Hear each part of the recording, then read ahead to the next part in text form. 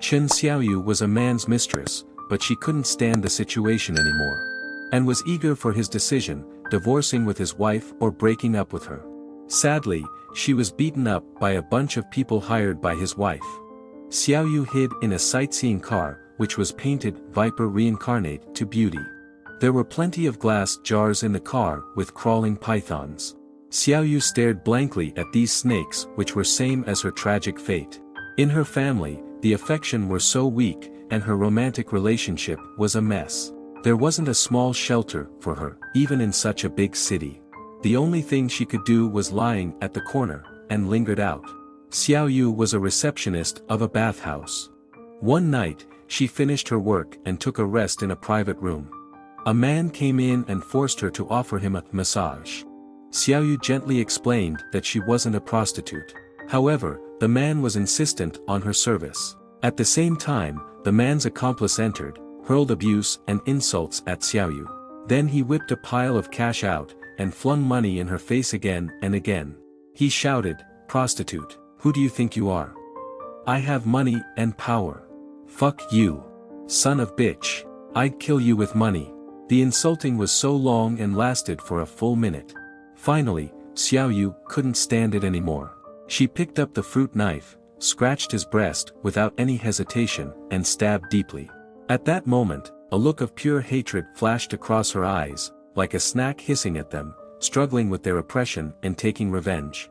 But after she calmed herself down, she had a little regret about killing the scum. As a murderer, she would spend the rest of her life in the prison. She laughed bitterly. Was there any other way for her? At last, Xiaoyu voluntarily surrendered herself to the police. The next day, the police took coercive measures against her on suspicion of intentional homicide. The assassination of Deng Yujiao is the archetype of Xiaoyu's story. At that night, Deng Yujiao was harassed and provoked by two guys. Therefore, she killed one and stabbed another one. The dead was the director of the investment promotion office of the government. Since the case was exposed to public, people was full of praise for her courage on social media, and called her knightly female of the age. Finally, Deng Yujiao was free with impunity. Although she did unjustifiable self-defense, the court eliminated her criminal sanction after all things considered. Gradually, Deng Yujiao returned home to live in peace, but still lived under the shadow. So she decided to flee her hometown, left the heartbreaking place and never came back. Xiaohui was a normal migrant worker, repeating his work in the factory every day. One day, he wanted to borrow a mobile phone from Chongling. When they were chatting, Chongling was distracted and his palm was cut by the machine.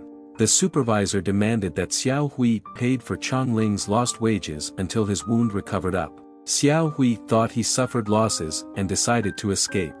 He came to Dongguan by bus. Recommended by acquaintances, Xiaohui found a work in an entertainment center. In there, most of business were prostitution, so customers spent heavily. Xiaohui was satisfied with his work. He could not only get high salary, but also feasted his eyes. Prostitutes who wore sexy army uniform would pass by with goose step. Sometimes they wore bikini and hair clasp for role-playing as court ladies. Anyway, there were many costumes and plays. Among those prostitutes, Xiaohui's favorite girl was Lian Rong. They used to talk in their free time about news that a lot of people dead in the collapse of a coal mine in Shaanxi, and the director of the Northeast Land Bureau was charged with bribery and corruption. Each time hearing these terrible cases, they would angrily swear, "Damn it." Day after day, an intimate relationship grew up between them. Despite Lian Rong was a prostitute, after taking her makeup off, she looked so innocent, which made Xiaohui feel sorry, and want to take her out of Dongguan.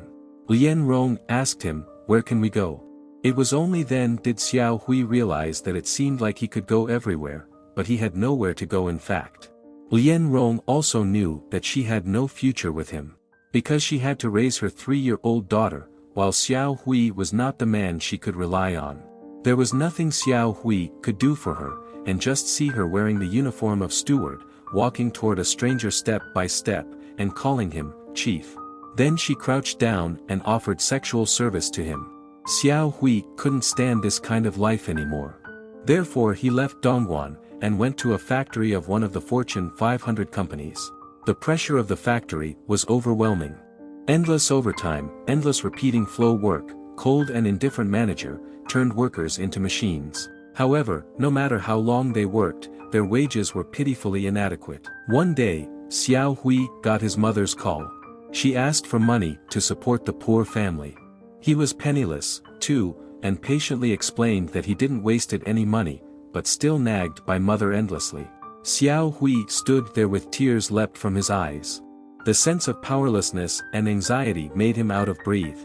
He didn't know what course to follow. Afterwards, Chongling, his former colleague, came to the factory. Chongling looked at him with hatred, and lifted an iron bar. After a long time, Chongling grudgingly gave up revenge, but hatred in the eyes also made Xiaohui tremble with fear. Xiaohui dumbly sat on the bed in a daze. Suddenly, he stood up and headed for the balcony.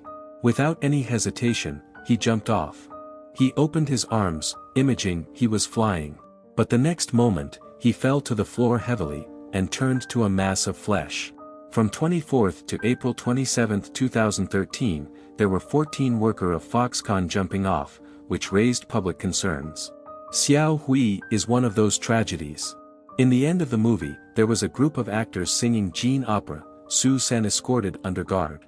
The actor repeated the same sentence, "Do you admit your sin? Do you admit your sin? Do you admit your sin?" Those words sounded like the inquiry to the humble life. In the world, their forbearance is wrong, while their revolt is wrong too. Homicide is a sin, while suicide is also a sin. Their existence seems like an original sin. With a poor and humble background, he deserves the bullying. Being born at a poor family is his fault. It is arranged by God. If he bare the bullying, people would laugh at his weakness. If he resisted the bullying, people would accuse him of a criminal. It's completely unsolvable. Everything was fated that no one could change it. There are many places where sunshine never gets in. I disapprove of the world views in the movie, which I have discussed in last videos. However, the next two stories focuses on poor people's struggle for survival.